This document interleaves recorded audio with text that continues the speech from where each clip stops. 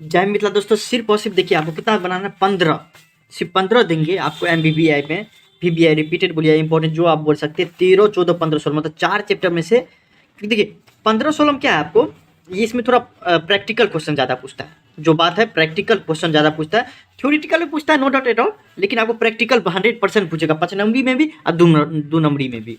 तो आप देखिए 13, 14, 15, 16 में आपको 2 नंबरी जितना भी है आपको वो कवर अप करवा देंगे। ठीक, अब प्रैक्टिकल तो हम बता ही दिए हैं, ठीक ना, तो उसमें आपको कोई दिक्कत नहीं होगा। देखिए अकाउंट का देखिए जिसमें 15 क्वेश्चन करना है, जिसमें से आप देख लीजिए। पहला क्वेश्चन ये है, इस तरीके से है कि what is the importance of analysis of financial statement, मतलब क्या वित्तीय विवरण के विश्लेषण का क्या महत्व है। कम से कम 3 या 4 पॉइंट याद रख लीजिएगा, इंपॉर्टेंस। ठीक, फिर क्या है, what is meant by analysis of financial statement, मतलब वित्तीय विवरण के विश्लेषण से क्या आशय है, आप क्या समझते हैं इससे, ये बताइए। ठीक, give two objective of common size statement, मतलब सामान्य आकार के विवरणों के कोई 2 उद्देश्य लिख दीजिएगा कि हम कॉमन साइज स्टेटमेंट क्यों बनाते हैं। ठीक, सिर्फ और सिर्फ 15 करना, उससे ज़्यादा आपको करने का जरूरत नहीं, जितना बता रहे हैं उतना करिए, बस हो गया। State two limitation of analysis of financial statement, मतलब वित्तीय विवरण के विश्लेषण की 2 सीमाएं को बताएं। फिर आपको जो आता है परिभाषा में आपको क्या क्या याद करना है, ट्रेंड एनालिसिस क्या है, प्रवृत्ति विश्लेषण क्या है, कंपेरेटिव बैलेंस शीट और कंपेरेटिव फाइनेंशियल स्टेटमेंट, मतलब तुलनात्मक स्थिति विवरण, तुलनात्मक वित्तीय विवरण क्या है, ये दोनों याद करना है। मतलब परिभाषा में आपको सिर्फ और सिर्फ 3 करना है। ठीक, इस चैप्टर से। फिर देखिए आपको 5 में देख लीजिए क्या करना है आपको, name 2 tools for financial analysis, मतलब वित्तीय विश्लेषण के 2 उपकरणों के लिखे कि हम फाइनेंशियल एनालिसिस करने वक्त 2 कम से कम उपकरण का नाम लिखे जिसका जरूरत पड़ता है हमको। ठीक, state any 2 objective of tools for financial analysis, मतलब वित्तीय विश्लेषण उपकरण के किन्हीं दो उद्देश्य को लिखिए। ठीक, कम से कम 2 उद्देश्य को लिखिए जो हम आपको फाइनेंशियल एनालिसिस क्यों करते हैं। ठीक, फिर आता क्या, state 4 objective of ratio analysis, मतलब अनुपात विश्लेषण के 4 उद्देश्यों को लिखे। अनुपात विश्लेषण जो करते हैं उनके 4 उद्देश्य को लिखे। फिर आता है आपको state 2 limitation of ratio analysis, मतलब अनुपात विश्लेषण की 2 सीमाएं को बताएं। 2 लिमिटेशन बता दीजिएगा रेशियो एनालिसिस का, क्या लिमिटेशन है। डेफिनेशन देखिए, परिभाषा में क्या क्या कर लीजिएगा, आपको सिर्फ इतना परिभाषा याद करनी है। देखिए इस चैप्टर से प्रैक्टिकल पूछता है, उसका परिभाषा भी पूछता है।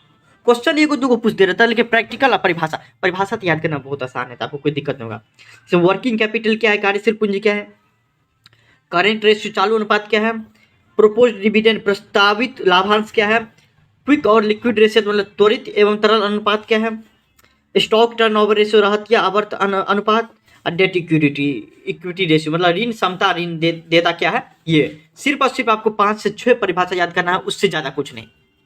ठीक, इस चैप्टर से परिभाषा पूछता है, इसलिए आपको याद करने का जरूरत है, 100% याद करने का जरूरत है। ठीक, तो परिभाषा इतना याद करना ही पड़ेगा आपको।